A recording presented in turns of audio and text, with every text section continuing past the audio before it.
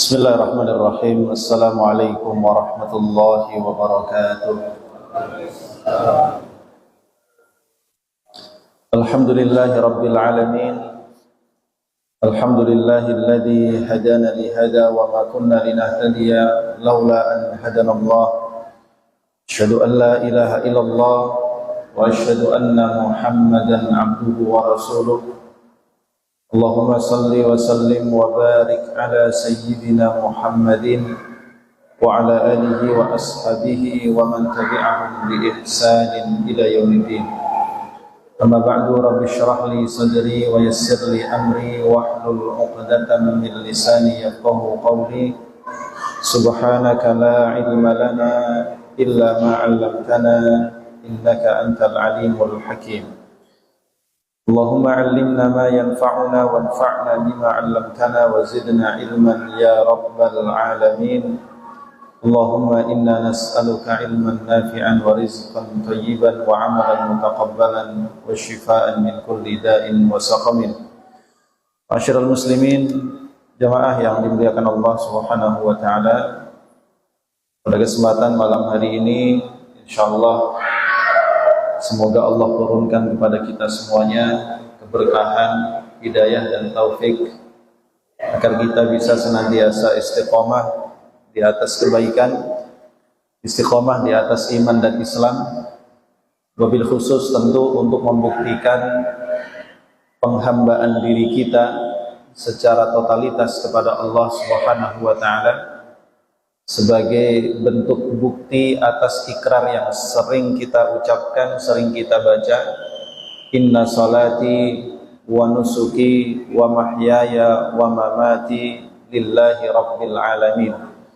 Sesungguhnya salatku, ibadahku, hidupku dan matiku hanyalah aku persembahkan untuk Allah Subhanahu wa ta'ala.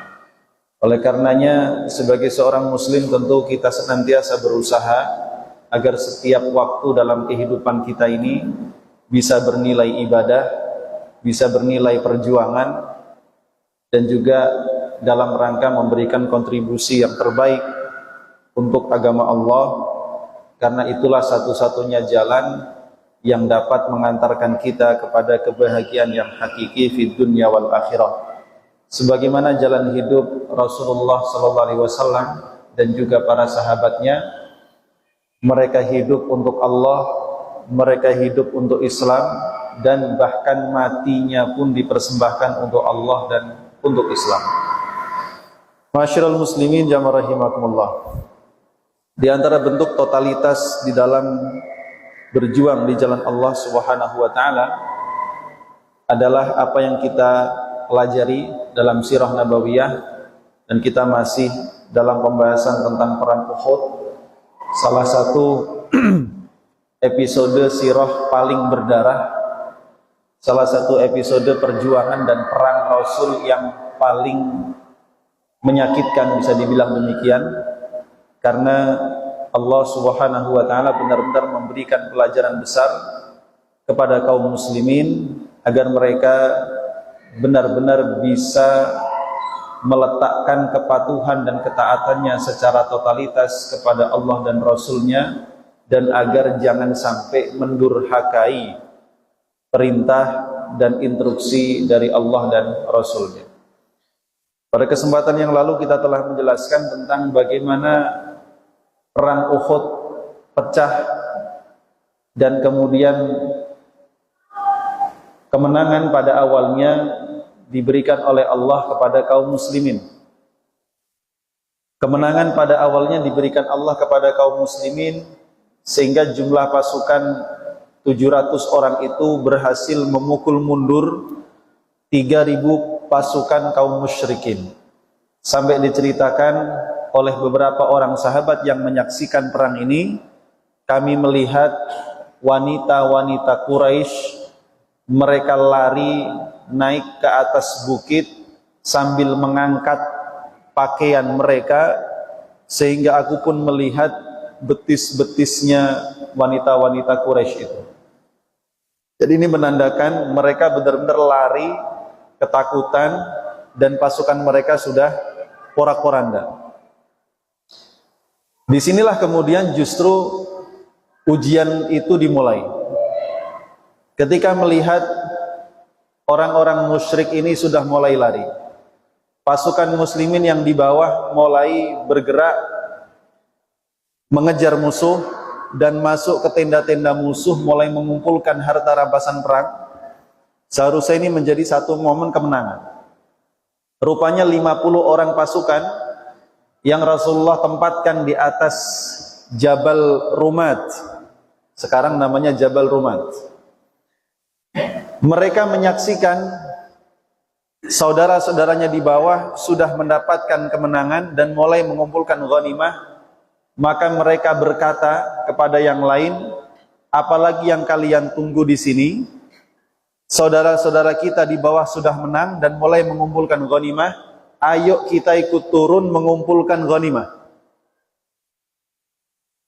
Padahal kita tahu sebelumnya Rasulullah SAW berpesan dengan amat sangat tegas kepada mereka bahwa apapun yang terjadi, tetaplah kalian pada posisi dan jangan turun.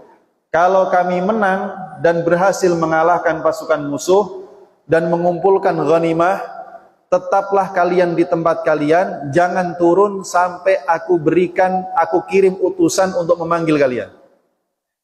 Dan kalaupun kalian melihat kami di bawah kalah, musuh menghancurkan kami, betapapun kalian berat pengen turun ikut menolong, jangan turun.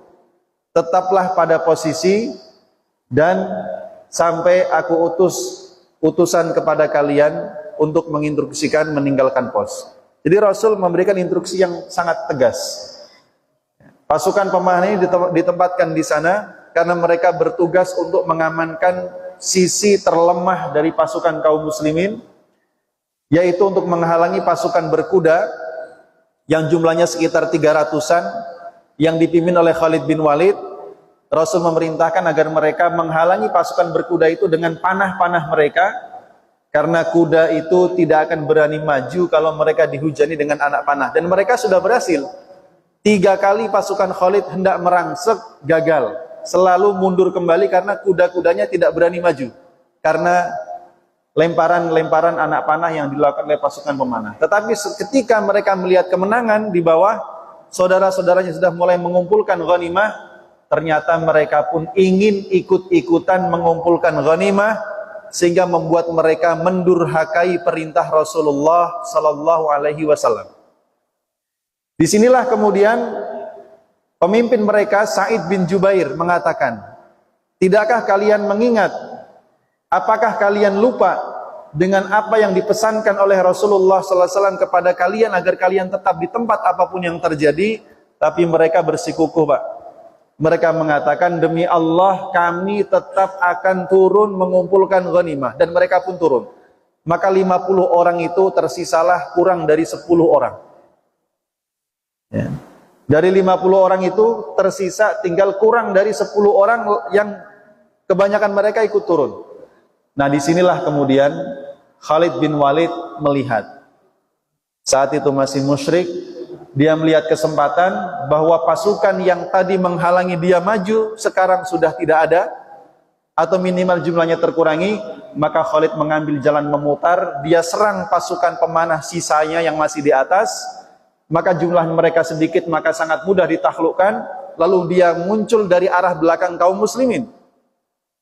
Disitulah kaum muslimin yang di belakang mulai kacau. Ya, karena pasukan Khalid ini begitu sudah berada di belakang kaum muslimin, mereka berteriak, wahai orang-orang Quraisy, berkumpullah kalian.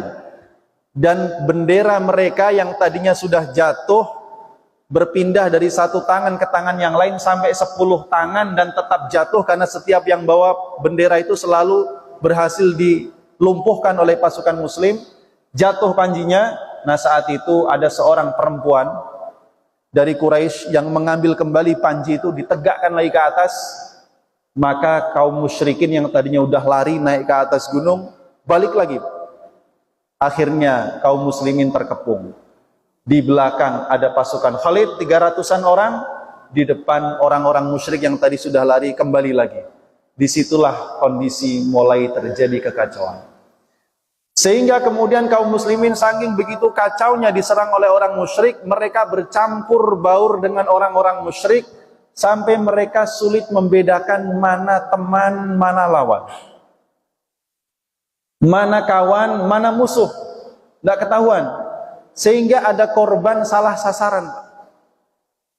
Ya. Saat terjadi kekacauan seperti demikian, sahabat Nabi namanya Hudzaifah ibnul Yaman. Dia menyaksikan ayahnya Al-Yaman di tengah-tengah pasukan kaum muslimin dan dianggap sebagai musuh. Maka dia berteriak, "Itu ayahku, itu ayahku." Tetapi karena mereka tidak mendengar dan sudah lagi nggak konsentrasi karena komando sudah tidak jelas, akhirnya Al-Yaman ini terbunuh oleh pedang kaum muslimin. Ini korban syahid salah sasaran. Di samping itu jamaah rahimakumullah, di saat kondisi kacau, Wahsy yang sedari awal memang mengintai Hamzah dan satu-satunya target dia adalah Hamzah, tidak ada yang lain, maka dia mulai mendekat secara perlahan ke arah Hamzah. Dia bersembunyi di balik batu hingga ketika dia mendapatkan momen yang tepat, dia lemparkan tombaknya dan mengenai tepat pada bagian tubuhnya yang tembus sampai ke belakang badannya. Saat itu Hamzah mulai berusaha melawan kepada Wahsy, pengen mengejar Wahsy, tapi qadarullah, rupanya lukanya itu membuatnya semakin lemah dan akhirnya dia pun jatuh dan tewas. Kata Wahsy, aku pun menunggu sampai Hamzah benar-benar aku pastikan mati. Lalu aku mendekatinya, aku cabut kembali tombakku, dan aku pun pergi dan duduk di satu tempat. Aku tidak peduli dengan yang lain. Jamaah rahimakumullah, saat itu Rasulullah SAW dalam kondisi yang tidak aman. Pasukan musuh mengepung beliau, sementara kaum muslimin terpecah ke sana kemari sampai Rasulullah SAW hanya tinggal ditemani menurut riwayat 14 orang, menurut riwayat 12 orang, menurut riwayat hanya 9 orang. 9 itu 7 dari Ansor, 2 dari Muhajirin. Ya. Di sisi lain ada orang musyrik melihat Mus'ab bin Umair. Mus'ab bin Umair itu kalau menggunakan pakaian perang itu sosoknya mirip dengan Rasulullah Sallallahu Alaihi Wasallam. Kalau pakai pakaian perang, itu postur tubuhnya mirip dengan Rasul. Disitulah pasukan musyrik yang melihat Mus'ab itu langsung merangsek menyerang Mus'ab.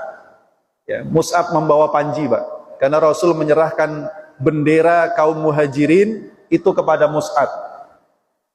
Maka Mus'ab diserang. Ketika diserang, terpotonglah tangan kanannya sehingga panji itu jatuh. Lalu dia ambil dengan tangan kirinya pun ditebas, putus. Tersisalah lengannya, dia ambil dengan sisa lengannya, dan dia pun tertusuk tombak dan akhirnya syahid. Orang yang membunuh Mus'ab ini, dia kemudian berteriak kepada kaumnya, orang-orang musyrik, aku berhasil membunuh Muhammad. Muhammad telah mati. Muhammad telah mati. Dengan kondisi begini, mental orang Islam, kaum muslimin makin down. Ya. Akhirnya kocar kacir. Sebagian kabur dari medan pertempuran, ada yang pulang menuju ke Madinah. Sebagian lagi naik ke atas gunung. Sebagian lagi menjauh dan hanya duduk-duduk saja dengan bersedih. Di sini kacau. Lalu kemudian ada seseorang sahabat Nabi yang bernama Anas bin Haram. Ya, sempat kita ceritakan pada pertemuan yang lalu, Anas bin Haram yang mengatakan kepada mereka, apa yang kalian lakukan? Kenapa kalian berhenti berperang? Mereka mengatakan, untuk apa lagi kita berperang? Rasulullah SAW sudah tewas. Maka Anas ini mengatakan, kalau Rasulullah sudah tewas, maka matilah kalian di atas kebenaran yang dibela oleh Rasulullah SAW. Ya. Lalu setelah dia berdoa, ya Allah, aku berlepas diri dari semua perbuatan orang musyrik, dan aku berlepas diri dari semua apa yang dilakukan kaum muslimin yang meninggalkan medan pertempuran. Dan dia pun merangsek masuk ke medan pertempuran. berperang sampai tewas, Pak. Nanti setelah perang selesai jasadnya dicari tidak ketemu. Tidak ketemu jasadnya. Setelah sekian lama yang menemukan saudari perempuannya. Dia mengenali Anas ini dari ujung-ujung jarinya. Ternyata memang kondisinya sangat mengenaskan, Pak. Lukanya itu sangat banyak, darah menutupi tubuhnya, menutupi wajahnya. Lukanya kalau dihitung tidak kurang dari 70. Dan memang kondisinya, mohon maaf, ya bisa dibilang sebagian anggota tubuhnya termutilasi. Ini Anas bin Haram. Tapi sebelum itu dia mengatakan kepada sahabatnya, ya, dia mengatakan, saya mencium aroma surga di depan sana. Ya, dan dia pun mendapatkan apa yang dia inginkan. Ya. Jadi ma'asyiral muslimin jamaah rahimakumullah, inilah kekacauan. Rasulullah yang dilindungi hanya 9 orang tadi, musuh mengepungnya dari segala sisi. Maka 9 orang ini satu demi satu maju untuk melindungi Rasulullah sallallahu alaihi wasallam, dan mereka pun tewas satu demi satu. Yang Ansor 7 orang tewas semua, Pak. Ya. Tersisalah 2 orang. Ya. Nah, disinilah ma'asyiral muslimin jamaah rahimakumullah, kondisi yang sangat memprihatinkan.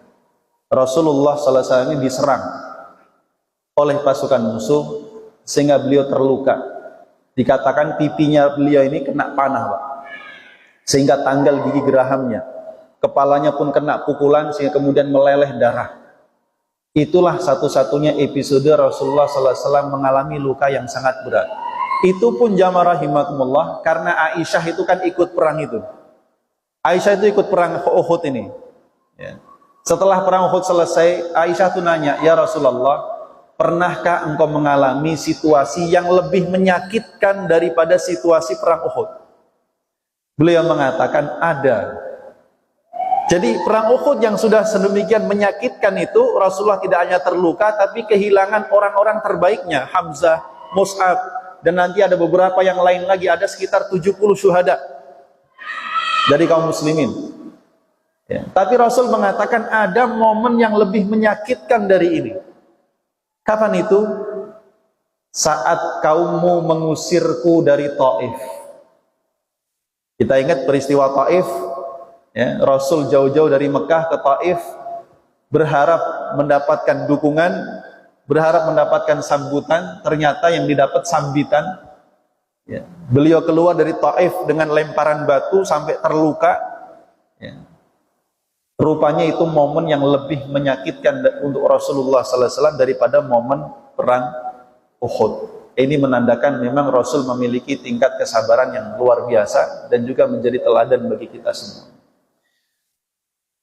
Ma'asyiral muslimin jamaah rahimah. Karena itulah Rasulullah sallallahu alaihi wasallam bersabda, "Kaifa yuflihu qaumun syajju nabiyahum wa kasaru rubaiyatahum wa huwa yad'uhum ila Allah." Bagaimana mungkin suatu kaum yang melukai nabinya dan memecahkan gigi gerahamnya akan selamat, sementara Rasul itu mengajak mereka kepada Allah Subhanahu wa taala. Nah, ma'asyiral muslimin jamaah rahimahum, saat situasi demikian Rasul berteriak. Rasul sebenarnya berhasil lolos dan diselamatkan oleh beberapa orang sahabat saat itu. Lalu Rasul berteriak memanggil-manggil kaum muslimin yang lari, "Wahai hamba-hamba Allah, kesini, kemari, ini aku masih hidup." Ya. Sayangnya karena kondisi sudah kacau dan kaum muslimin sudah terpencar-pencar jamaah rahimakumullah, mereka tidak terlalu menghiraukan panggilan itu. Mereka lari, yang lari pulang ke Madinah, yang naik ke atas gunung. Sehingga tersisalah tadi Rasulullah sallallahu alaihi wasallam setelah 7 orang tewas, maka diceritakan Rasulullah sallallahu alaihi wasallam kemudian tersisa bersama dengan Talhah bin Ubaidillah. Ada lagi Sa'ad bin Abi Waqqas. Saat itu Talhah ini dari Muhajirin, Pak, dari Mekah asalnya. Talhah membentengi Rasulullah sallallahu alaihi wasallam sampai tangan kanannya itu terkena sabetan pedang, terputus sebagian jarinya. Ya, tapi dia tetap melindungi Rasulullah sallallahu alaihi wasallam, dan saat itu Rasul pengen naik ke atas batu yang sangat besar, tapi karena terlalu tinggi Rasul kesulitan, maka Tolhah pun membungkukkan badannya supaya Rasul bisa naik ke punggungnya dan naik ke atas. Maka Rasul pun naik ke atas punggung dan naik ke atas batu itu, sehingga Rasul posisinya lebih tinggi. Disitulah Rasulullah SAW bersabda, "Aujaba Tolhah, Tolhah wajib masuk surga," karena pembelaannya kepada Rasulullah SAW. Ya. Lalu Sa'ad bin Abi Waqqas, ya, dengan panah-panahnya, Rasulullah SAW mengatakan, "Lemparilah mereka dengan panah-panahmu, wahai Sa'ad." Ya. Dan dia pun sampai dikatakan menghabiskan 2 busur, Pak, karena busurnya patah. Lalu muncullah Abu Tolhah Al-Ansari. Kalau tadi Tolhah bin Ubaidillah, ini Abu Tolhah Al-Ansari, yang merupakan pemanah yang paling mahir dari kalangan orang-orang Ansor. Dan dia berkata, dan Rasulullah SAW berkata tentangnya, "La sautu Abi Tolhah fil jaishi asyaddu alal musyrikina min fi'atin."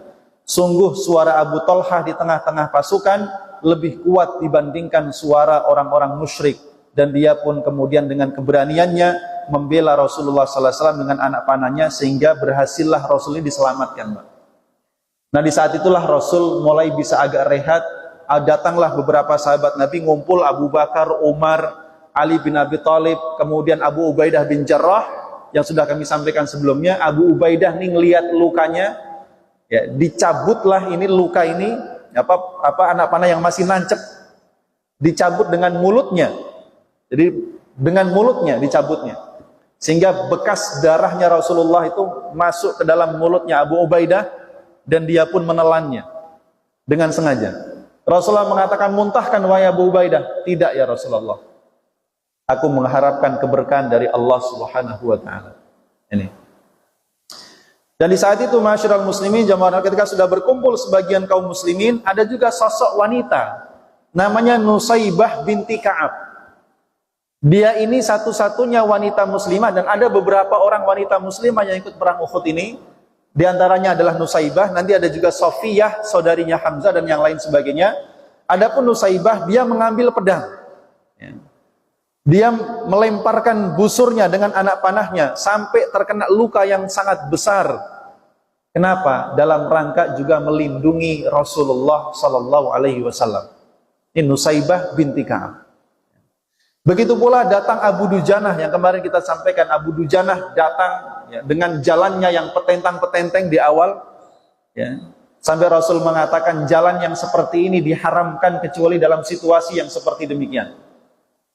Dengan keberaniannya dia pun berhasil menyelamatkan Rasulullah SAW, sehingga terakhir Umar bin Khattab ini yang kemudian dapat mengusir pasukan musuh, sehingga musuh ini karena terlalu lama tidak bisa menaklukkan Rasul, tidak bisa menaklukkan kaum muslimin, padahal mereka sudah tadi kacau kondisinya, dan berhasil berkumpul paling juga tidak banyak. Karena kelelahan dan bosan, akhirnya pasukan musuh ini mundur sendiri, Pak. Ya. Jadi kaum muslimin diselamatkan oleh Allah Subhanahu wa taala dengan mundurnya orang-orang musyrik. 1. Lalu setelah itu Rasul menggerakkan sisa pasukannya untuk kemudian berlindung di antara celah-celah bukit. Di sanalah mereka beristirahat, dan saat itu Allah turunkan pertolongannya yang lain. Apa itu? Ngantuk. Lagi-lagi pertolongannya ngantuk. Kemarin di perang Badar, salah satu penolongnya sebelum perang adalah ngantuk. Sekarang setelah perang juga Allah turunkan rasa ngantuk. Maka tertidurlah Rasulullah SAW dan sebagian kaum muslimin dalam waktu sesaat, dan tentunya dalam kondisi orang kelelahan, capek.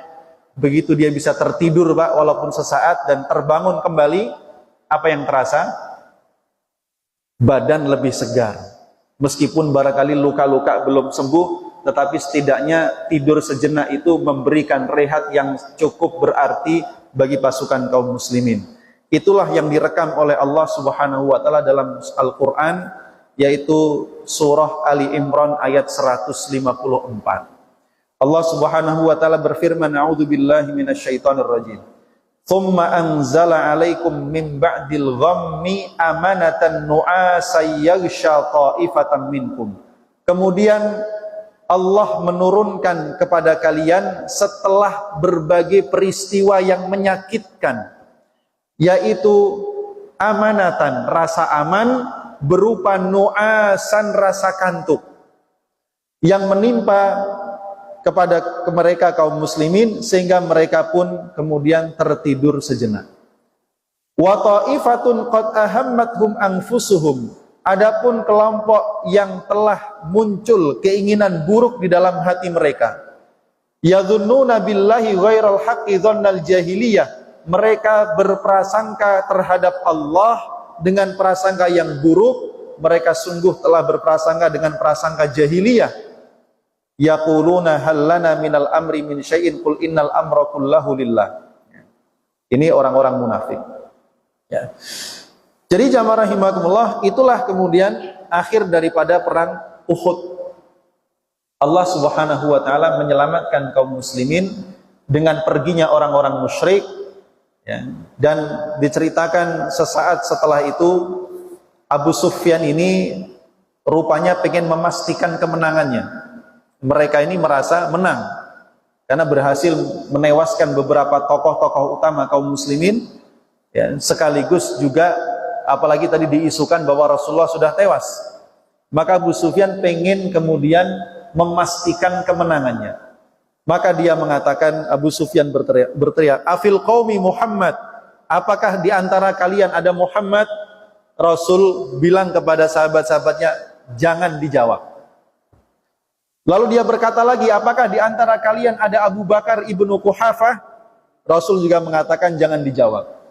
Apakah di antara kalian ada Umar bin Khattab? Kata Rasul, jangan dijawab. Umar diam. Yang ditanya cuma 3 orang itu. Karena bagi mereka memang tokoh utama di barisan kaum muslimin, maksudnya yang bisa memimpin dan menggerakkan itu cuman kalau tidak Rasulullah, maka Abu Bakar dan Umar. Ini menandakan memang ya yang namanya perang itu yang disasar memang pemimpinnya, Pak. Kalau pemimpinnya sudah kalah, tewas, selesai. Itulah mengapa Israel begitu sangat getol untuk melakukan pembunuhan kepada pemimpin-pemimpin pejuang Palestina meskipun ada di luar Palestina. Ismail Haniyah di Iran, ya. Ada lagi juga yang di Iran siapa? Kemarin di Lebanon, di Qatar, ya, yang dibom, ternyata pemimpinnya selamat. Ya. Di Gaza sendiri Yahya Sinwar itu pun tidak sengaja. Tidak sengaja.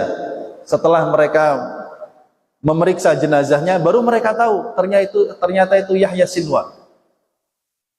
Dan mereka mengira kaum muslimin itu kalau pemimpinnya tewas selesai. Barangkali kalau pasukan musuh memang demikian, begitu pemimpinnya tewas selesai. Tapi umat Islam nggak begitu. Nanti kita akan melihat bagaimana ketika seorang pemimpin muslim itu tewas, ya, maka akan muncul pemimpin berikutnya. Akan ada satu perang yang sangat luar biasa nanti di masa Rasulullah SAW, namanya perang Hunain kalau tidak salah, ya. Jadi Rasul langsung mengamanahkan kepemimpinan kepada 3 orang. Fulan, kalau fulan tewas maka si fulan, kalau fulan tewas maka si fulan. Kalau si fulan tewas juga, maka pilihlah di antara kalian pemimpin kalian. Itulah keunikan umat Islam. Ya. Jadi umat Islam itu bukan umat figuritas, Pak. Artinya kalau pemimpinnya tewas maka mereka kacau, tidak demikian. Ya. Di tengah-tengah kita merasakan banyak umat atau manusia ini rata-rata figuritas. Kalau figurnya tewas kacau. Tapi umat Islam nggak begitu. Karenanya ketika nanti Rasulullah SAW wafat, memang terjadi kegoncangan yang sangat besar dalam hati kaum muslimin. Sampai Anas mengatakan, saya sebagai penduduk Madinah tidak pernah menyaksikan di kota Madinah ini peristiwa yang sangat menggemparkan seumur hidupku kecuali 2 masa, 2 momen. Momen pertama adalah momen hijrahnya Rasul dan tibanya beliau ke Madinah. Yang kedua adalah momen wafatnya Rasulullah Sallallahu Alaihi Wasallam. Ya. Tetapi meskipun demikian, kita melihat ketika Rasulullah Sallallahu Alaihi Wasallam wafat, dengan sangat cepat kaum muslimin kemudian tetap memiliki pemimpin berikutnya, yaitu Abu Bakar As-Siddiq yang dibaiat dengan keridhaan seluruh kaum muslimin. Dan begitulah estafet kepemimpinan terus diwariskan. Barulah umat Islam tidak punya pemimpin dan kacau setelah runtuhnya Turki Utsmani 1924. Ya, berarti sudah berapa tahun? Sudah 100 tahun kita. 100 tahun umat Islam ini di dunia hidup tanpa adanya tidak ada kepemimpinan, satu kesatuan kepemimpinan. Karena dulu kekhalifahan Islam itu dia menaungi umat Islam di seluruh dunia, Pak. Zaman itu kekhalifahan Islam itu melindungi umat Islam di seluruh dunia. Karenanya kita melihat jejak-jejak Turki Utsmani itu ada di Aceh, ya, ada di Jawa. Pasukan Diponegoro itu diantaranya dukungan Turki Utsmani di masa itu. Sampai orang-orang yang berangkat haji dari Aceh menuju ke Mekah itu diantaranya dikawal oleh pasukan Turki Utsmani. Itulah pentingnya umat Islam punya satu kesatuan kepemimpinan. Sehingga umat ini tidak menjadi seperti apa yang dikatakan Rasul, ya. Tapi karena Rasul sudah mengucapkan, itu yang terjadi. Umat Islam jumlahnya banyak, tapi seperti buih, pergi kemanapun angin menerpanya. Ya. Tetapi yang namanya umat Islam bukan umat yang gampang berputus asa, Pak. Umat Islam umat yang selalu optimis, yakin kepada Allah, yakin kepada Rasulullah, dan memang para ulama selalu memotivasi kita al-mustaqbal lihadzal din, bahwa masa depan dunia ini tetap akan ada di tangan kaum muslimin. Masa depan itu ada pada agama Islam, karena Islam satu-satunya agama yang bisa memberikan harapan tidak cuma bagi umat Islam, tapi seluruh umat manusia. Dan sekarang umat ini sedang bergerak ke sana, ya. Karena tadi saya sampaikan di awal, hendaknya kita ini termasuk di antara orang-orang yang ikut mengambil andil dalam menyongsong kebangkitan Islam ini, dengan hal-hal yang mungkin menurut orang lain terasa sepele, Pak. Apa itu? Memakmurkan masjid, mengajak orang datang ke taklim supaya orang itu faham Islam, mengajak orang mengamalkan Islam dalam kehidupan sehari-hari, dalam lingkungan bermasyarakat, ya. Di dalam rumah kita, di lingkungan RT kita, lingkungan RW kita. Sehingga dengan demikian spirit ruh Islam ini akan dirasakan oleh seluruh kaum muslimin. Sehingga kalau kelak nanti Allah Subhanahu wa taala mentakdirkan umat Islam ini kemudian bangkit kembali, ya, maka umat ini sudah siap. Ya. Umat ini sudah siap. Karenanya perjuangan dari level atas, dari jalur atas perbaikan pemerintahan, itu tidak akan pernah bisa efektif kalau yang di level paling bawah, grassroots ini tidak siap untuk menjalankan Islam. Yang terjadi adalah umat Islam ini takut dengan syariat Islam. Betul, Pak? Ya. Kalau ada bunyi apa tentang syariah gitu, itu takut. Ya. Bukannya bersemangat menerapkan Islam, tapi takut. Karena pemahaman mereka, hukum Islam itu cuma potong tangan, rajam, cambuk. Padahal Islam itu jauh lebih luas dari itu semua. Dan penerapan Islam pun diterapkan secara bertahap, ya. Bukan ujuk-ujuk langsung semuanya, enggak, semuanya dalam proses bertahap, ya. Dan kita juga memahami bahwa seluruh ormas Islam di Indonesia ini sebenarnya punya misi yang sama, tapi dengan cara yang berbeda-beda, gitu. Punya ke arah sana, tapi dengan caranya yang berbeda-beda. Oleh karenanya tadi kita sampaikan, hendaknya kita ini menjadi bagian daripada umat Islam yang mendukung perjuangan Islam. In tansurullaha yansurkum wa yutsabbit aqdamakum. Jika kalian menolong agama Allah, Allah pun akan menolong kalian dan mengokohkan telapak kaki kalian. Ya. Jadi Abu Sufyan tidak dijawab. Lalu kemudian ketika Abu Sufyan berteriak dan mengatakan, ya, faqala inna haula'il qaum qutilu falau kanu ahya la ajabu. Abu Sufyan karena nggak mendapat jawaban mengatakan, oh berarti mereka sudah mati terbunuh. Kalau mereka masih hidup pasti menjawab pertanyaan saya. Nah, ketika mendengar suara demikian, Umar itu nggak sabar pengen jawab. Maka dia mengatakan, kadzabta ya aduallah, sungguh engkau telah berdusta wahai musuh Allah. Allah abqallahu alaika ma yukhzika, semoga Allah menetapkan untukmu sesuatu yang menghinakanmu. Abu Sufyan mengatakan, u'lu Hubal, maha tinggi Hubal. Hubal ini berhala terbesar dan tertua di Jazirah Arab. Nah, ketika Abu Sufyan menyerukan tinggikan Hubal, berhala mereka, lalu Rasul perintahkan kepada para sahabatnya, jawablah dia. Dengan apa kami menjawab ya Rasulullah? Jawablah, Allahu a'la wa ajal, Allah maha tinggi dan maha agung. Ya. Abu Sufyan mengatakan kembali, lanal uzza wala uzza lakum, kami memiliki berhala Uzza yang memiliki kemuliaan, maka tidak ada kemuliaan bagi kalian. Maka Rasul mengatakan kepada para sahabatnya, jawablah mereka. Ya Rasul, dengan apa kami menjawab?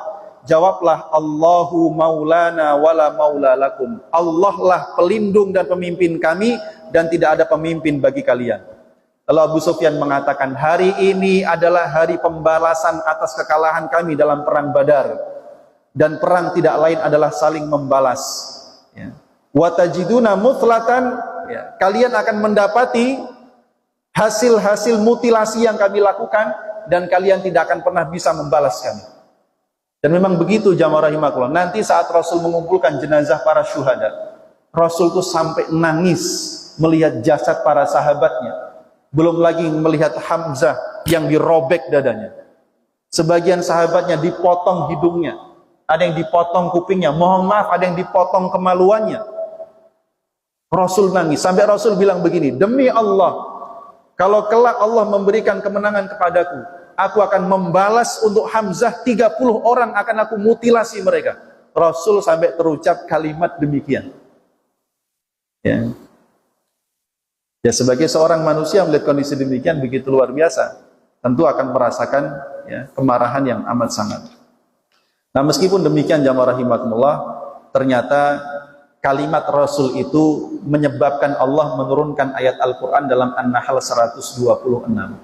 Wa in aqabtum fa'aqibu bimithli ma uqibtum bih wa la in sabartum lahu wa khairul lis-sabirin.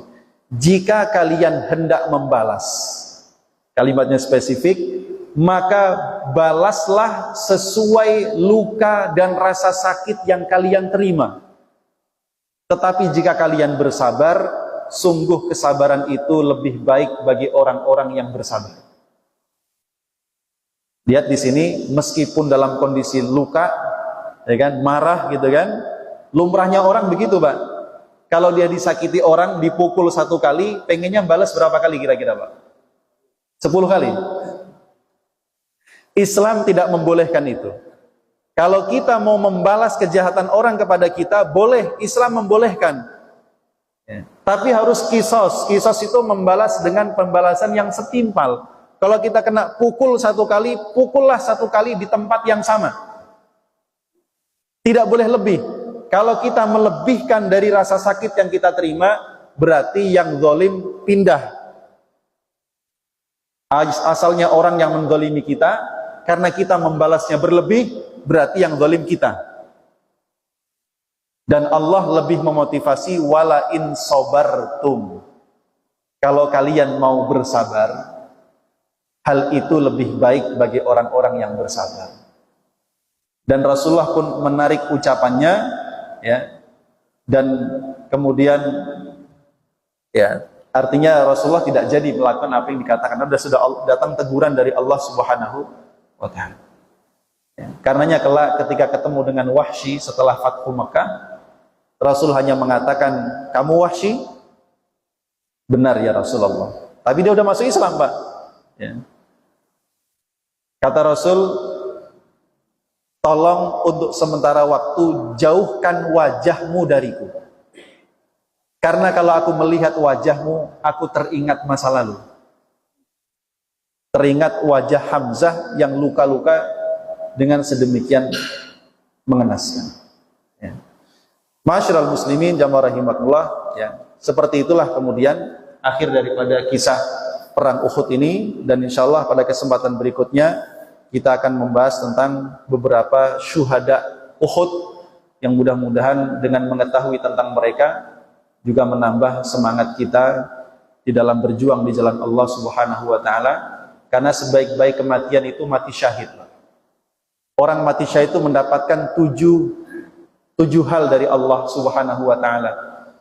Di antaranya adalah mereka akan dinikahkan dengan 72 orang bidadari surga, ya, dan akan kemudian diberikan kesempatan memberikan syafaat kepada 70 orang anggota keluarganya. Ya, ini orang mati syahid. Dan kabar gembiranya, Rasulullah SAW bersabda, "Man sa'alallaha syahadatan bisidqin, ballaghahullahu manazila syuhada wa in mata ila firasyih." Siapapun yang minta doa kepada Allah, minta mati syahid, dan permintaan itu muncul dengan jujur tulus dari dalam hatinya, maka Allah akan sampaikan dia pada derajat para syuhada meskipun dia mati di atas tempat tidurnya. Itulah pentingnya hidup kita ini harus berada di atas fisabilillah, Pak. Hidup di atas jalan Allah, ya. Berangkat kerja niatkan fisabilillah, ya. Beraktivitas secara sosial di masyarakat, apapun peran kita, niatkan fisabilillah. Sehingga apapun yang kita lakukan, niatnya meninggikan Islam, ya. Kalau kita jadi pengurus RT, pengurus RW, pengurus masjid, bagaimana supaya Islam itu tumbuh di sana? Bagaimana supaya syiar Islam tumbuh di sana? Bagaimana akhlak Islam itu tumbuh di sana? Itulah harus jadi obsesi kita. Kalau itu kita lakukan, berarti kita fisabilillah. Dengan memohon mati syahid kepada Allah, ya, walaupun Allah matikan kita di atas tempat tidur, mudah-mudahan kita mendapatkan karunia mati syahid meskipun mati di atas tempat tidurnya. Inilah yang perlu menjadi visi hidup kita di dunia ini, ya. Matilah dalam keadaan mati yang terbaik, mati fisabilillah, mati dengan meminta syahid kepada Allah Subhanahu wa taala, dan jangan tertipu dengan dunia. Karena pelajaran penting dari perang Uhud ini, penyebab kekalahan adalah pembangkangan pasukan pemanah, sehingga mereka pun karena silau dengan dunia, mereka mendurhakai perintah Rasulullah sallallahu alaihi wasallam. Selalu yang membuat orang itu durhaka kepada Allah dan Rasulnya pasti karena mereka tergoda dengan dunia. Kalau bukan karena dunia, nggak mungkin berantem, Pak. Ya. Di masjid ini pernah ada orang berantem rebutan saf pertama? Nggak ada kan? Pernah ada orang berantem rebutan pengen menyantuni anak yatim? Nggak ada. Yang ada berantem urusan dunia.